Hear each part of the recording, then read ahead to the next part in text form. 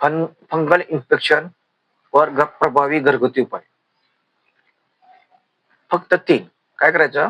खोबरे तेलात लसणाच्या 4-5 पाकळ्या बारीक वाटून टाकायच्या आणि त्याचे मिश्रण फंगल झालेल्या जागी लावायचे. 1 नंबरचा प्रभावी उपाय. 2 ते 3 दिवसात तुमचे फंगल इन्फेक्शन बरे होण्यास मदत होईल. नंबर 2. कडुनिंबाचे तेल आणि लसणाचे तेल काय करायचं? यांचं एकत्रीकरण करायचं, मिसळायचं. कुठलं? कडुनिंब तेल आणि लसणाचे तेल, आणि त्या इन्फेक्शन झालेल्या जागी लावायला काही हरकत नाही. हे 2 वेळा करा, 2 वेळा लावायचे. जर समजा फंगल इन्फेक्शन होऊन जर जळजळ आणि खाज होत असेल तर ती कमी करण्यासाठी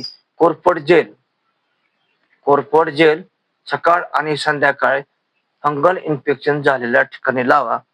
तुमचे फंगल इन्फेक्शन बरे होण्यास मदत होईल. तेव्हा एक लाईक करा, नवीन व्हिडिओ पाहण्यासाठी बेल आयकॉनला टच करा.